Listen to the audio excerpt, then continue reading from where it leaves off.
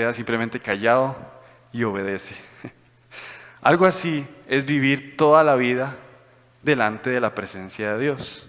Coram Deo. Esta frase literalmente se refiere a algo que sucede delante, siempre de la presencia y del rostro de Dios. Vivir Coram Deo, hermanos, es vivir toda la vida, toda, absolutamente toda. No es que hay una fragmentación, ¿sí?, de que esto es de Dios y en esto no se mete Dios, sino que toda nuestra vida está delante de la presencia y de los ojos de Dios. Es entender, hermanos, que sea lo que hagamos, cualquier cosa, lo estamos haciendo bajo la mirada de Él. Este principio, de hecho, anula el hecho, no sé si ustedes antes escuchaban o si usted lo considera, que hay una vida secular y una vida religiosa, ¿sí?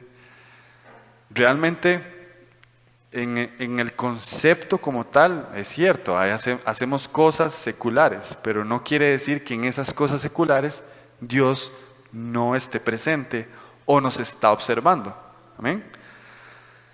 Pensar eso, de hecho, es una aberración. Pensar que Dios no nos está viendo en nuestro trabajo. Pensar que Dios nos está viendo con nuestros compañeros. Pensar que Dios no nos está viendo en privado. De hecho, Dios es omnipresente. David, por ejemplo, fue muy religioso cuando era, para utilizar la palabra religioso, pero fue muy religioso cuando era pastor de ovejas, ¿sí? Tal vez cuando nadie lo veía, pero también fue muy religioso cuando era el rey de Israel. Y así podemos pensar más claramente como esa mamá que está prestándole cuidado a su hijo antes de hacer cualquier cosa, sea buena o mala. Tenga cuidado con lo que va a hacer, porque le estoy observando.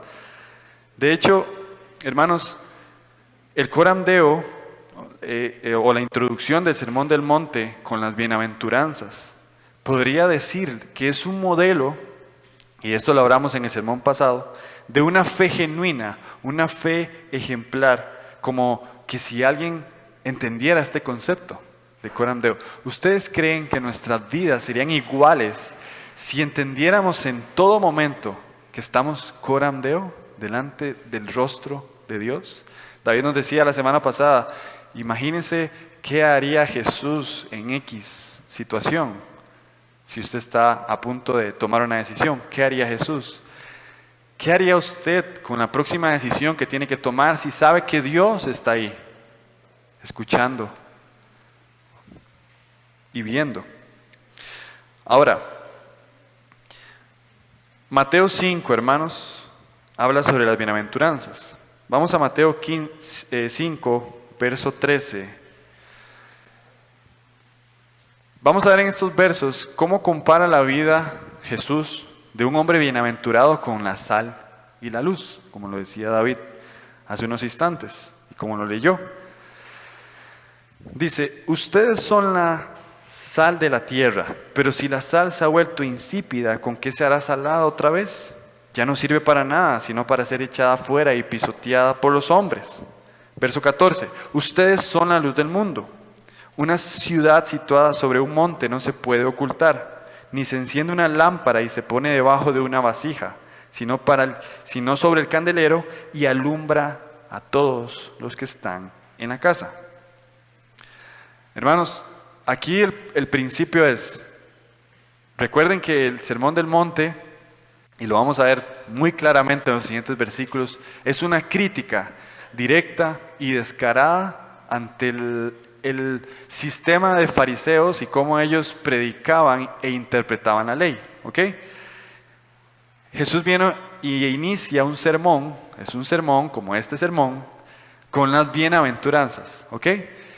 Y luego de decir las bienaventuranzas, que son varias, son 9 bienaventuranzas, cada bienaventuranza tiene una recompensa y dice, porque esto es igual a como un creyente que es sal y es luz, ¿ok?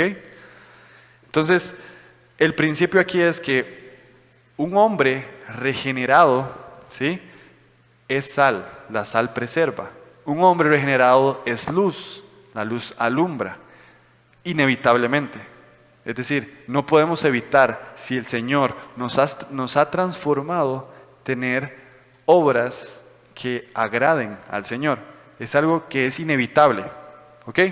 Entonces, es como una ciudad en el monte donde todo está oscuro y esa ciudad, solamente esa ciudad tiene luz. Es inevitablemente visible, o sea, se puede ver desde cualquier lugar. Así son las obras de un cristiano.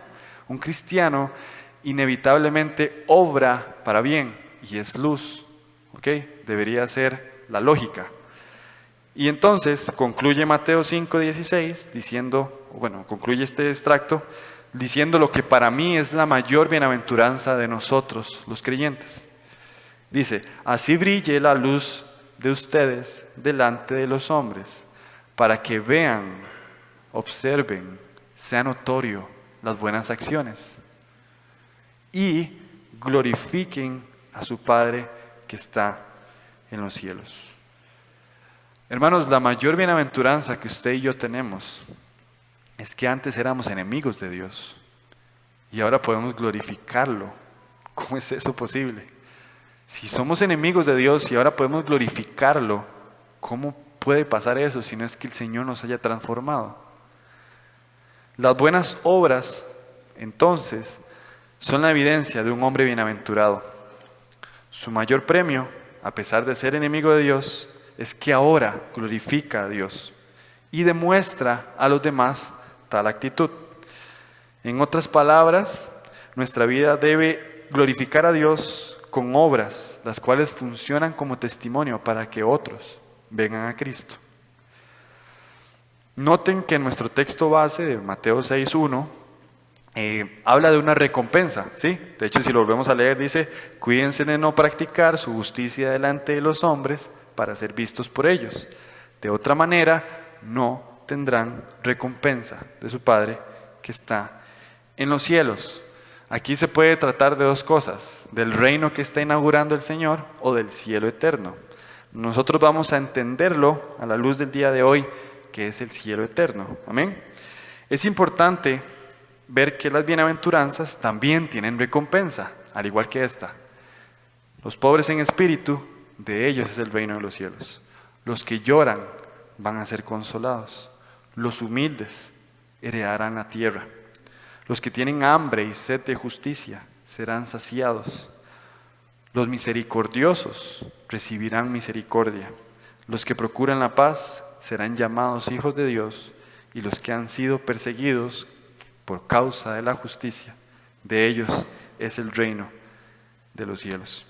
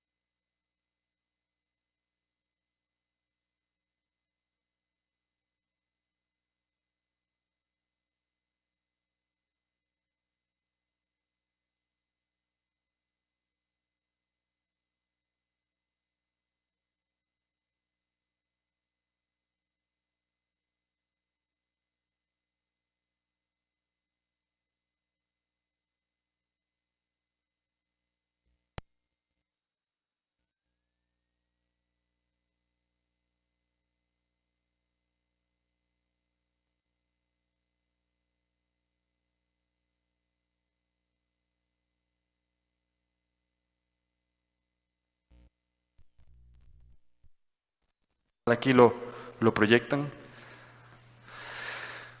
Dice así: Jesús cumple la ley y los profetas, dice en la Nueva Biblia de las Américas. No piensen que he venido para poner fin a la ley o a los profetas. No he venido para poner fin, sino para cumplir. Porque en verdad les digo que hasta que pasen el cielo y la tierra no se perderá ni la letra más pequeña ni una tilde de la ley hasta que toda se cumpla. Cualquiera pues que anule uno solo de estos mandamientos, aun de los más pequeños, y así lo enseñe a otros, será llamado muy pequeño en el reino de los cielos, pero cualquiera que los guarde y los enseñe, este será llamado grande en el reino de los cielos. Porque les digo a ustedes que si su justicia no supera la de los escribas y los fariseos, no entrarán en el reino de los cielos. Y esto nos lleva a nuestro primer encabezado. Jesús vino a cumplir la ley y mostrar su justicia, pero los fariseos buscaban su propia justicia pública. Hermanos, en este texto vemos cómo Jesús ataca a los fariseos. Pero aunque no haya dicho a quién era la crítica, todos lo iban a entender.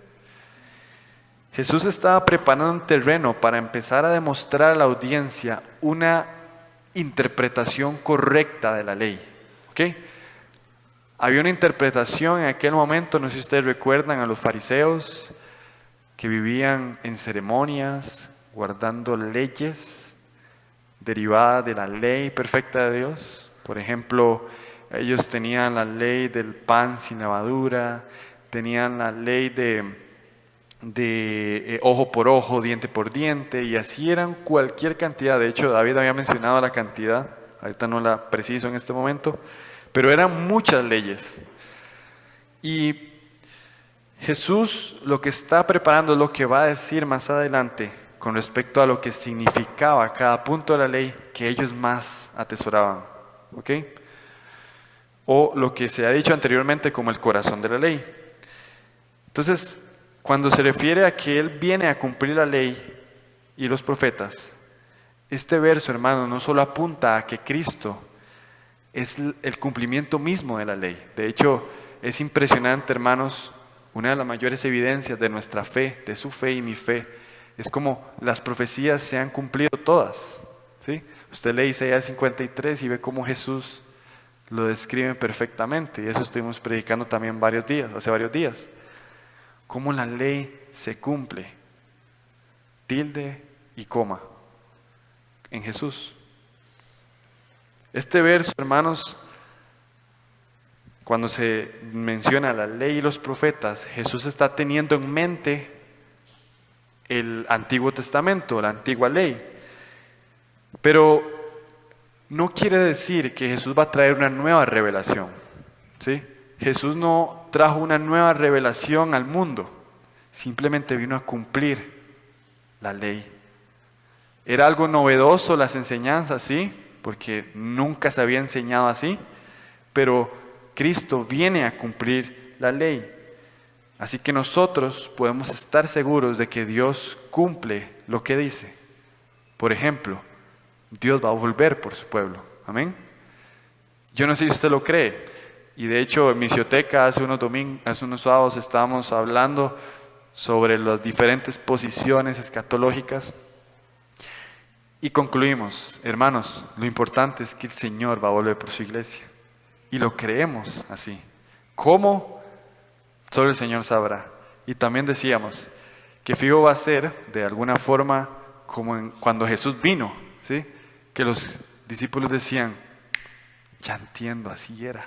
Oh, wow, así va a ser cuando Cristo regrese por su pueblo. Probablemente tengamos algo preparado y el Señor, wow, así era, vamos a decir. El Señor cumplió su palabra. Así que lo más importante, hermanos, es que Dios va a volver por su pueblo. Dios cumple la ley. Amén. Pero hay algo muy importante que menciona en el verso 20. Dice, porque les digo a ustedes que si su justicia no supera la de los escribas y fariseos, no entrarán en el reino de los cielos. Imagínense a los fariseos en ese momento, hermanos, ahí en la audiencia.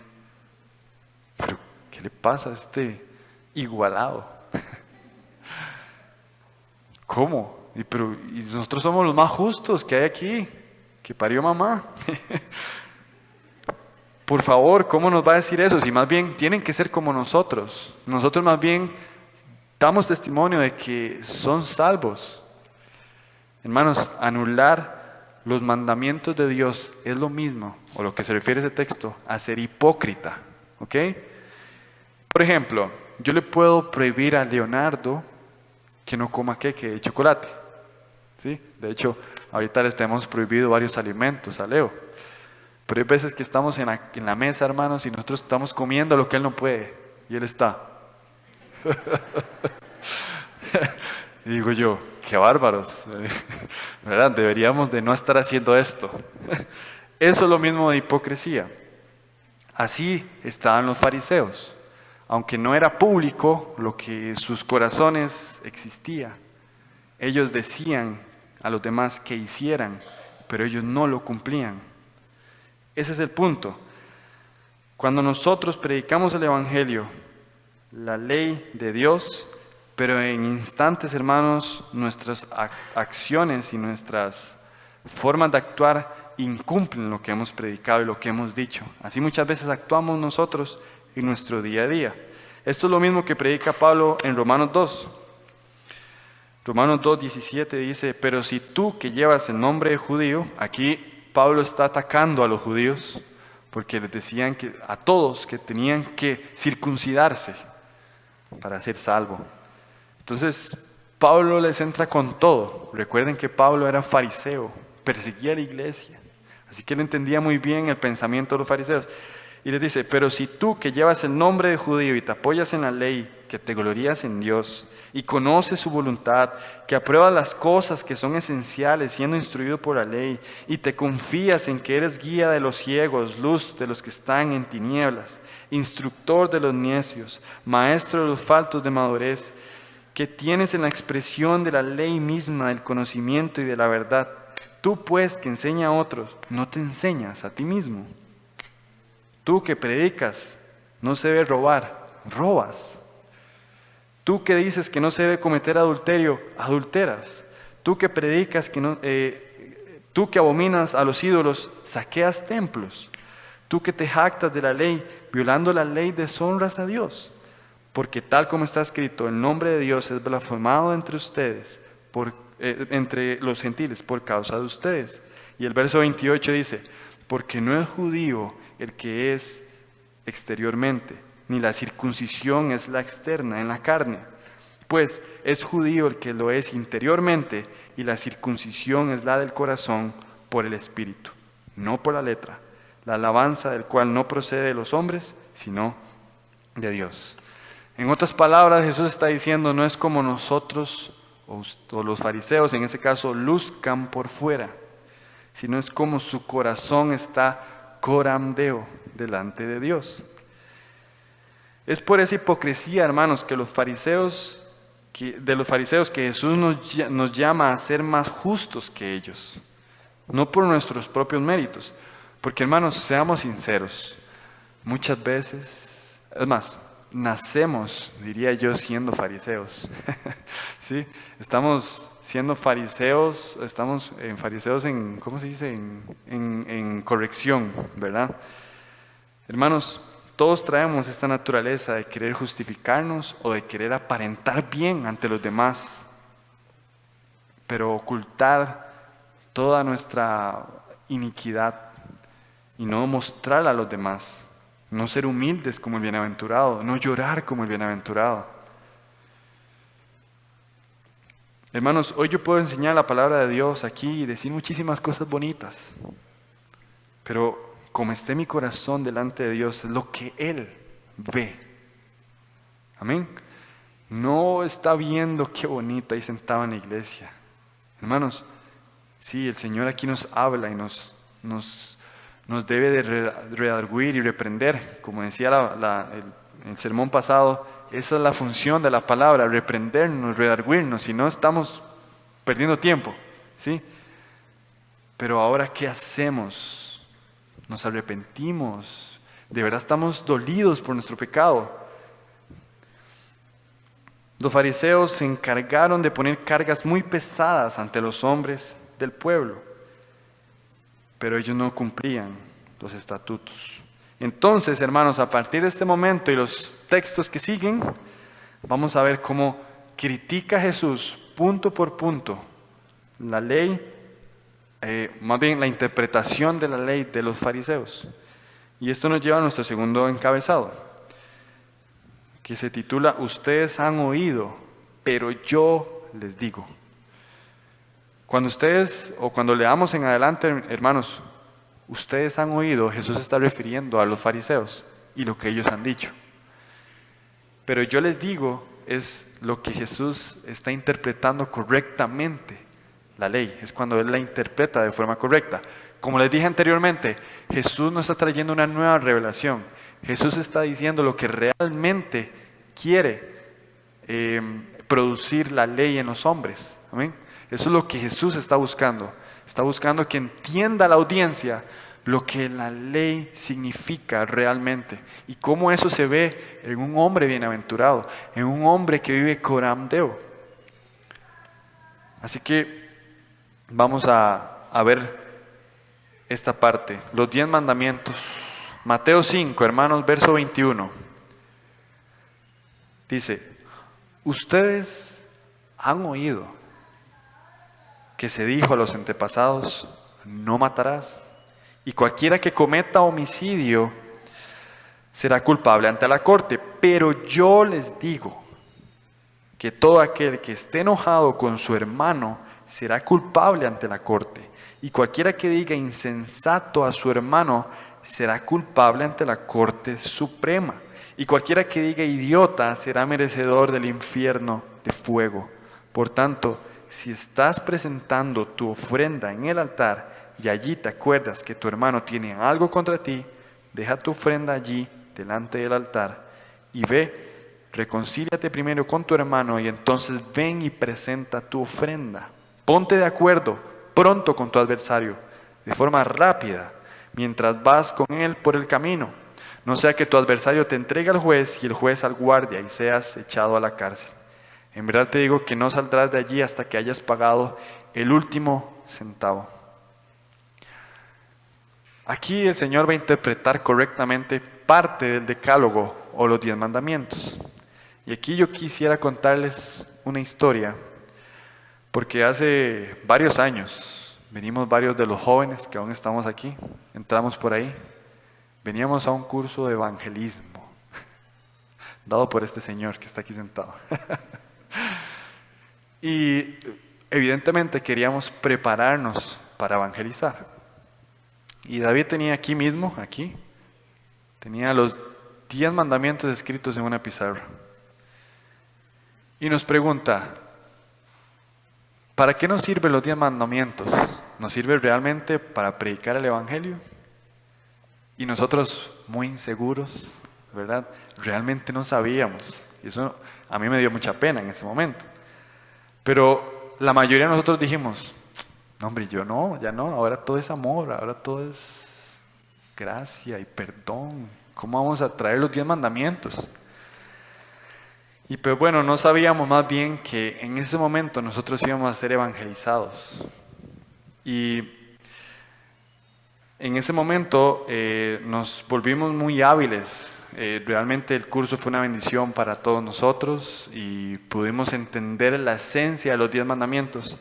Pero lo negativo de la historia y lo que quiero llegar es que lo que causó en nosotros es el deseo de poder decirle al mundo, ustedes son culpables, la ley los culpa a ustedes y usted es un pecador, usted es un adúltero, usted es un mentiroso, y nosotros íbamos, hermanos, de verdad, íbamos puerta por puerta en los sitios, ahí nos disculpan si le tocamos la puerta. Y les decíamos a todos, todos ustedes están en pecado. Nos volvimos muy hábiles para eso. Lo triste es que no éramos nada hábiles para llevarlos a Cristo. Y la gracia, hermanos, se nos olvidaba. Entonces a veces nos querían sacar a golpes. Pero aquellos tiempos también es un recuerdo muy bonito que tenemos, pero realmente yo entiendo hoy que no estábamos asombrados por la gloriosa gracia y misericordia que el Señor nos dio en la cruz. Y sí, entendemos una parte del Evangelio porque hay que empezar por las malas noticias, pero no entendíamos que el objetivo de todo era llevar a los hombres al arrepentimiento. Este comportamiento inmaduro de nosotros los jóvenes provocara que fuésemos iguales que un fariseo, ya que señalábamos el pecado de otros, sin embargo no veíamos ni tan siquiera el nuestro. Entendíamos la condena, hermanos, pero no tratábamos nuestros corazones. Era muy bonito, muy teológico, ¿verdad? Wow, entendimos teológicamente. Y esto dice Santiago, y esto dice Romanos 3, y esto dice los 10 mandamientos, y era muy bonito. Pero no entendíamos la gloriosa gracia detrás de eso. De esta misma forma se encontraban los fariseos antes de Jesús. Y entonces Jesús tenía una necesidad de decirles la interpretación correcta de los 10 mandamientos. Así que viene el número 1, el asesinato, el 6º mandamiento. Verso 21, ustedes han oído que se dijo a los antepasados, no matarás. Cualquiera que cometa homicidio será culpable ante la corte. Hermanos, el asesinato en sí entendemos, obviamente, que es algo malo, ¿ok? Aún en esta sociedad de decadencia, como decía David, las personas entienden, aún y el relativismo y todo, que matar está mal. Pero Jesús les dice, no únicamente el acto de matar está mal, sino que el hecho de usted odiar y estar enojado con su hermano, usted es culpable de homicidio. Y aquí Dios nos explica entonces el corandeo de la ley, o el corazón de la ley. Actitudes de asesinato como enojo e ira con nuestro hermano es causa de un pecado grave ante Dios, que debemos de tratar y no debemos de dejarlo pendiente. Debemos de prestar atención a nuestro sentimiento e intención a la hora de molestarnos contra un hermano, o un lenguaje abusivo también, como idiota, insensato. Esos son actitudes de homicida. No es homicida en sí el acto de no le estoy metiendo un cuchillo, pero en mi corazón, según lo que el Señor nos está dejando, que entendemos que es un estándar muy alto, que nos culpa a todos, pero realmente hay que prestar atención a cómo el Señor nos llama a prestar cuidado a esas intenciones en nuestra lengua, en nuestro lenguaje hacia un hermano, aún y a pesar de no estar con él, ¿sí? Tal vez en familia hablando de un hermano, nosotros debemos de tener cuidado, y este principio me lo arroja también el texto, de cómo nos expresamos de nuestros hermanos, de cualquier forma, físicamente, en actitud del hermano, de alguna forma debemos de tener cuidado, porque más cuando tenemos hijos, ¿no? Todo lo oyen, todo lo procesan, todo lo encaminan. Si faltamos a este mandamiento, hermanos, debemos de procurar ser prontos para solucionar el problema. También nos arroja ese principio, verso 23. Si estás presentando tu ofrenda en el altar y allí te acuerdas que tu hermano tiene algo contra ti, deje su ofrenda. Déjela ahí. Vaya, reconcíliese primero y entonces venga y la presenta.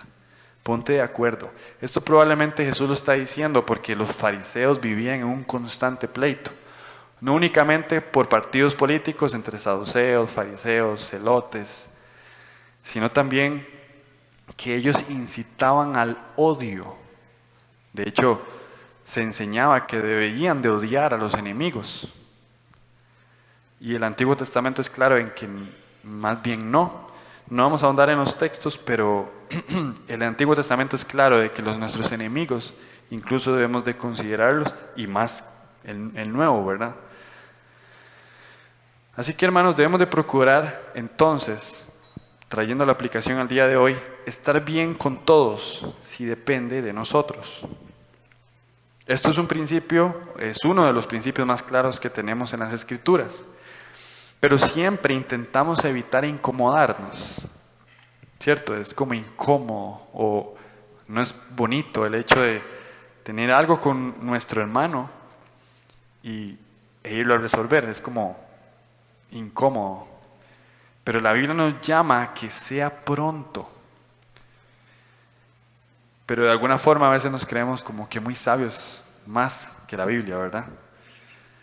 Así que hermanos, debemos de esforzarnos por realmente a solucionar los problemas de una forma pronta. Es evidente que Jesús está trayendo una interpretación correcta ante el público que lo escucha.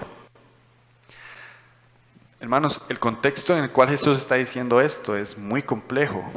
Romanos, gentiles, fariseos, saduceos, y había mucha división, ¿sí? Los romanos no consideraban a los judíos como alguien importante. También habían publicanos que también eran judíos, pero estos se odiaban. Entonces, ahí es donde causa sentido en la ley y cómo Dios quería que vivieran.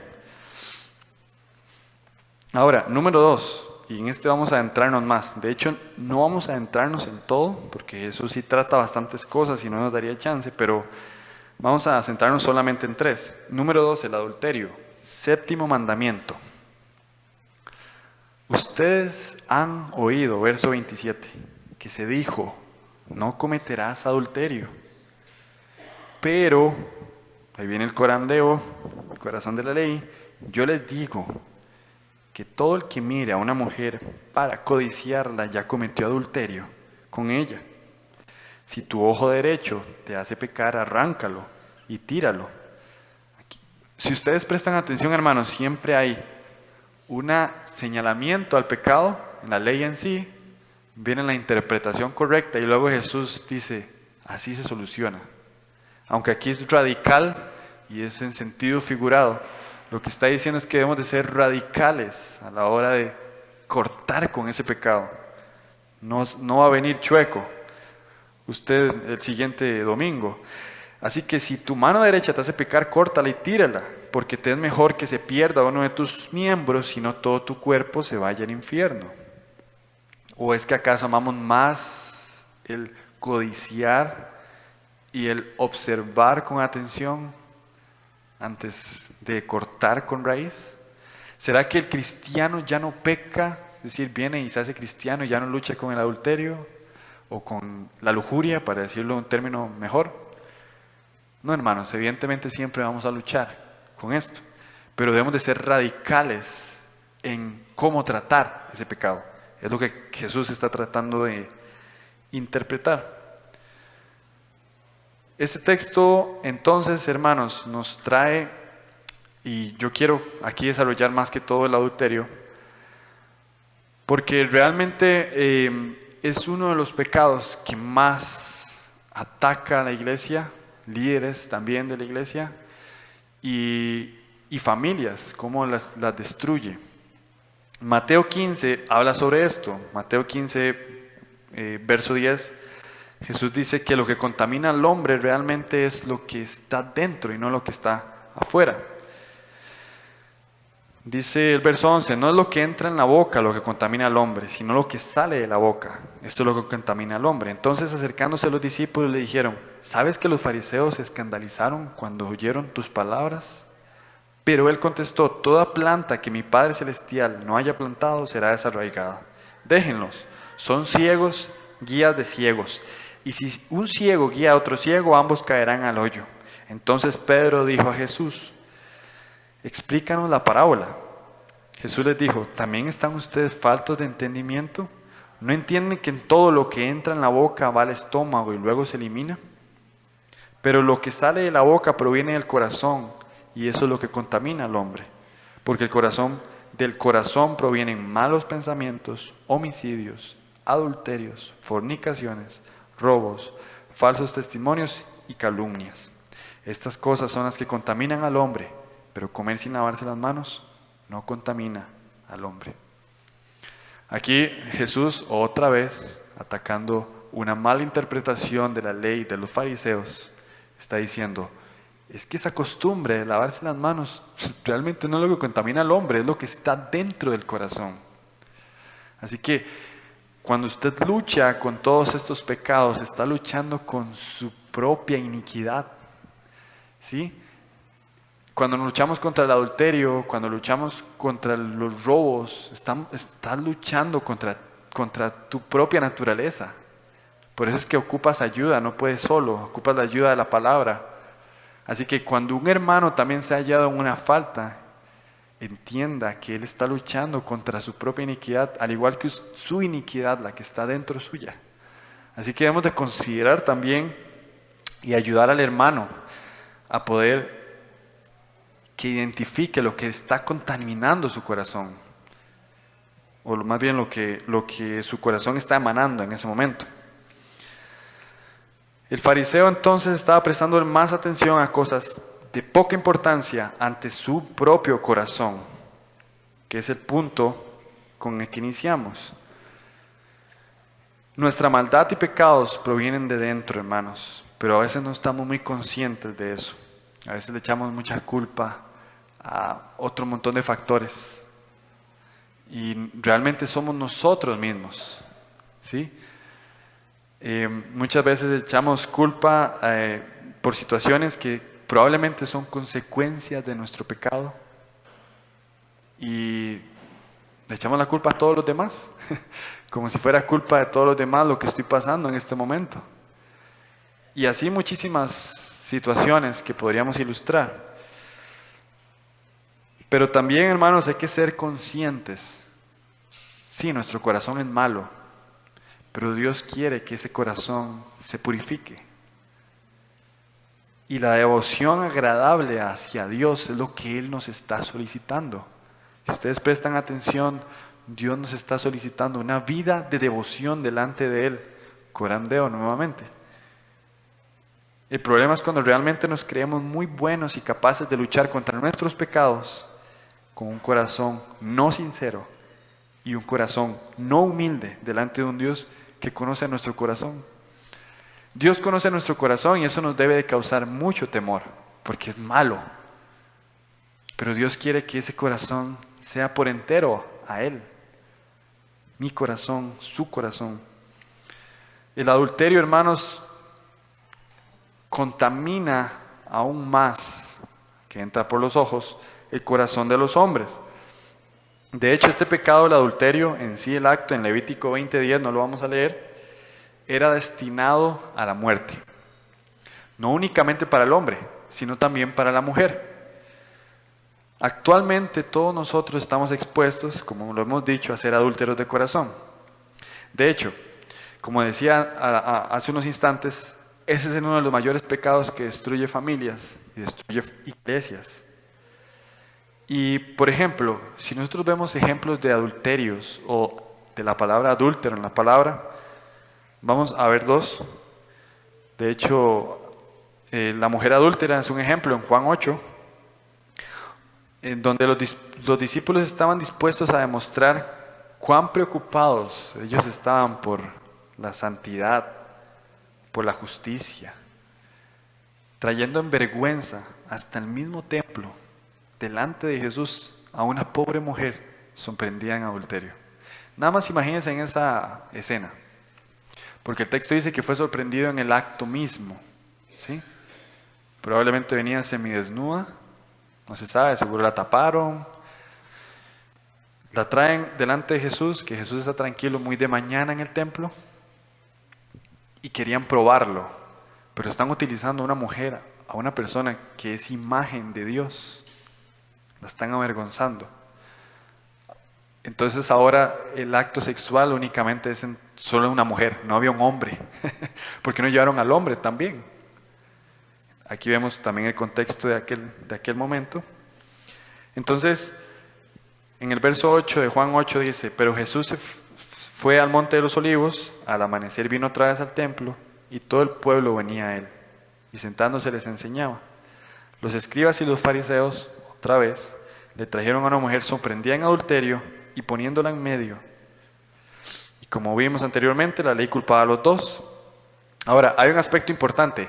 Los judíos no podían matar a nadie, es decir, como hacer acto de justicia como pena de muerte. No podían, no tenían el permiso de Roma. Pero también ellos querían probar a Jesús, porque si Jesús accedía y la apedreaba, como ellos tenían pensado, entonces iba a faltar la ley romana, Jesús. pero si más bien la actuaba en misericordia, iba a faltar a la ley o la interpretación que los judíos le daban a la ley. Entonces dice el verso 4, dijeron a Jesús: Maestro, esta mujer ha sido sorprendida en el acto mismo del adulterio, y en la ley Moisés nos ordena apedrear a esta clase de mujeres. ¿Tú pues qué dices?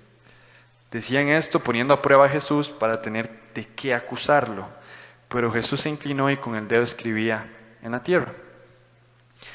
La mujer estaba destinada a morir, pero Jesús muestra el coram deo, o el corazón de la ley, y la realidad de que no solamente el acto en sí es pecado, sino el vivir en lujuria también, aunque los demás no me vean.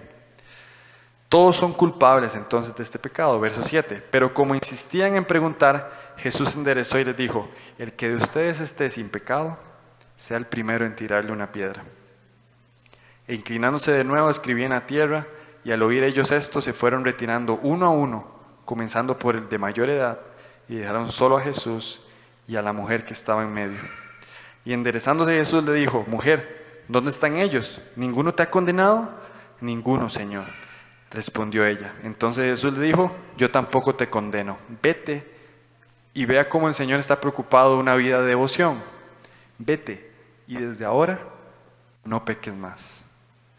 El Señor quiere que entonces, después de una misericordia tan grande como la que el Señor nos ha dado a nosotros, vivamos en obediencia, como coram deo. Y a partir de acá, Jesús demuestra a todos, y en especial a esa mujer avergonzada, que solamente Él, en Jesús, podía encontrar perdón de pecados, podía encontrar esperanza. Hace unos instantes, en esa misma historia, había dicho que Él es la luz del mundo. Y nuevamente en ese texto podemos observar que Jesús está interesado en esa devoción. Los adúlteros, hermanos, y los homicidas pueden ser perdonados desde la gracia y misericordia de nuestro Señor Jesucristo. Pero deben buscar un arrepentimiento genuino y asombrarse por el gran amor y el gran sacrificio de Jesús y caminar en obediencia. Recuerden que hoy le debemos toda nuestra vida a Dios. Así que debemos de caminar en obediencia como Él nos lo demanda. De hecho, este mismo principio lo vemos en David, adultera. Un hombre conforme al corazón de Dios. Y después, cuando entiende su pecado, le dice: Señor, contra ti, solo contra ti he pecado y he hecho lo malo delante de tus ojos, de manera que tú eres justo cuando hablas y sin reproche cuando juzgas. Dios desea, hermanos, que podamos arrepentirnos de este pecado. Así que ahora nuestra vida debe ser de olor fragante a Dios. Entonces hemos visto cómo el Señor está interpretando bien el odio, bien el adulterio, y ahora esto nos lleva a nuestro último encabezado. Dios desea que vivamos con corazones sinceros y humillados delante de Él, aún y cuando nadie nos ve. Y vamos a saltar a Mateo 5, ya para terminar, Mateo 5, verso 43. Vimos el odio, vimos ahora el adulterio, y ahora el Señor nos dice: amen a su prójimo, segundo mandamiento. Dice así: ustedes han oído que se dijo: amarás a tu prójimo y odiarás a tu enemigo. Pero yo les digo: amen a sus enemigos y oren por los que los persiguen, para que ustedes sean hijos de su Padre que está en los cielos, porque Él hace salir su sol sobre malos y buenos, y llover sobre justos e injustos. Porque si ustedes aman a los que los aman, ¿qué recompensa tienen? ¿No hacen también lo mismo los recaudadores de impuestos? Y si saludan solamente a sus hermanos, ¿qué hacen más que otros? ¿No hacen también lo mismo los gentiles? Por tanto, sean ustedes perfectos, como su Padre Celestial es perfecto. De ahí donde sacamos el título del sermón.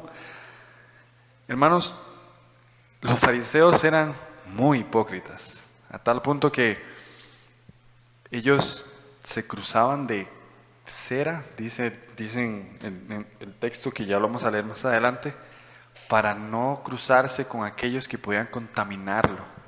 Cuando la ley decía todo lo contrario, amarás a tu prójimo como a ti mismo. Pero ellos evitaban a las personas, más bien. De una forma muy patética, los fariseos ponían esta ley que hasta el más impío podía cumplirla. Dígame, ¿quién ama a los enemigos?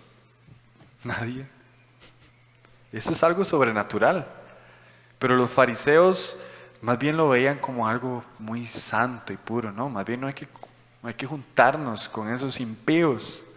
Hermanos, por eso es que Jesús era algo revolucionario en aquel momento. Aunque era lo que los fariseos debían de hacer, porque era lo que decía la ley, era algo revolucionario en aquel momento porque nadie lo hacía. Eran tan celosos que esto, de hecho, lo pueden ver en la parábola del buen samaritano, no lo vamos a leer, pero ahí dice que un levita y un sacerdote se cruzaban para evitar al samaritano. Y eso nos da luz de cómo era en ese contexto y cómo los fariseos se comportaban. Y eso es algo muy normal en todos nosotros. Pero Dios nos llama a orar, a amarlos y a orar por ellos. Esto es algo sobrenatural, como les decía. Mateo 5:46. Porque si ustedes aman a los que los aman, ¿qué recompensa tienen? ¿No hacen también lo mismo los recaudadores de impuestos? Y si saludan solamente a sus hermanos, ¿qué hacen más que otros? ¿No hacen también mismo los gentiles? Esto es lo que espera Dios de nosotros, hermanos. Pero solo con la ayuda de nuestro Señor lo podemos lograr. Hoy más que nunca estamos en un mundo que vive y actúa como los fariseos. De hecho, hoy más que nunca todos estamos peleados. Sale a la calle y es terrible, ¿verdad? Todo el mundo agarrado con todo el mundo. Para muestra un botón en la Asamblea Legislativa.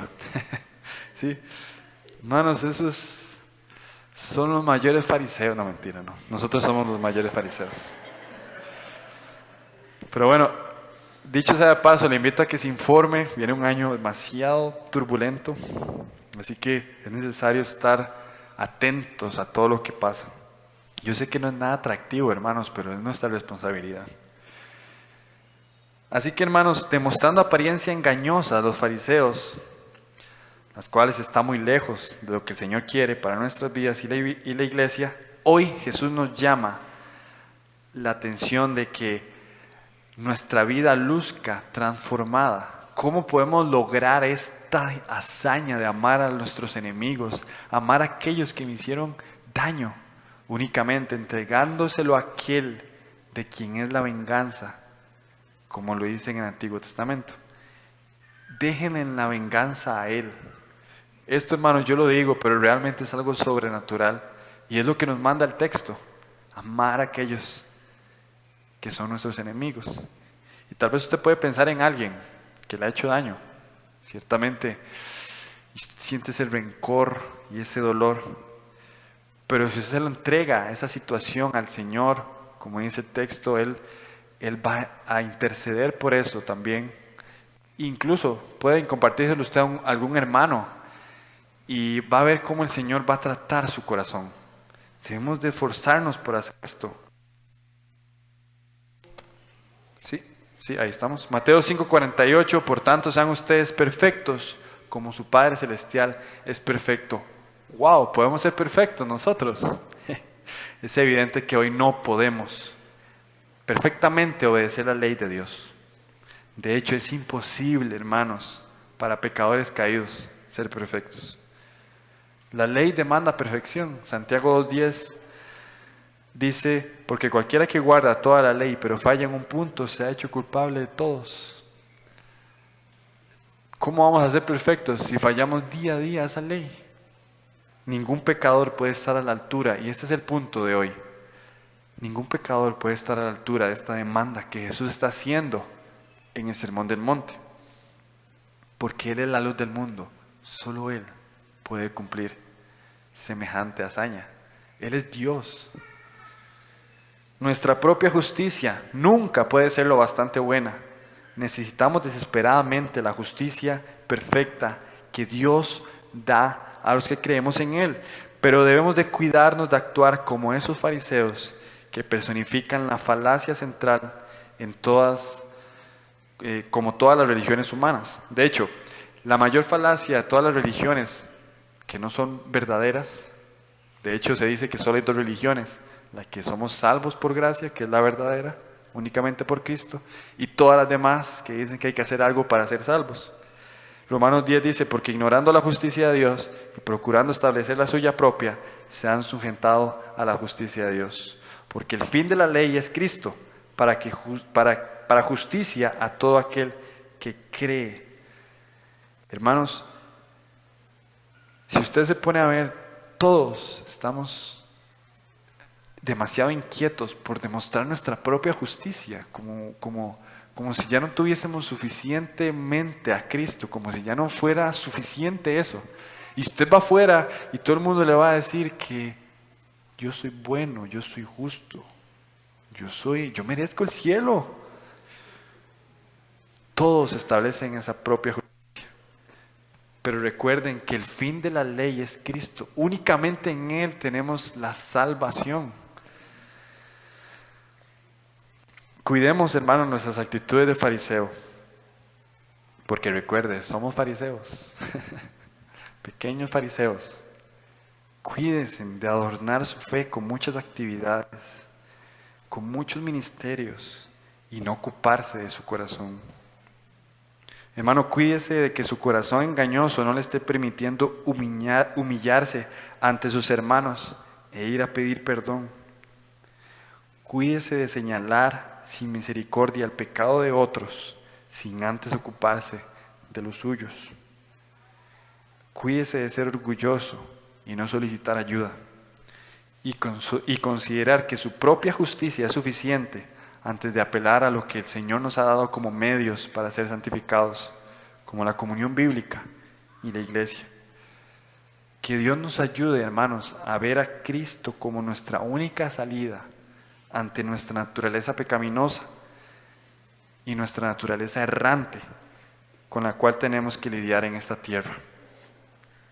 Y por último, Mateo 6:1, lo volvemos a leer para que no actuemos de esta forma. Cuídense de no practicar delante de los hombres cuídense de no practicar su justicia delante de los hombres para ser vistos por ellos. De otra manera, no tendrán recompensa de su Padre que está en los cielos. Cuidemos nuestras vidas de no practicar nuestra propia justicia, sino más bien ver a Dios, ver a su Hijo como suficiente. Amén. Y podamos así atacar todas nuestras áreas de debilidad y poder vivir en paz para con todos. Amén.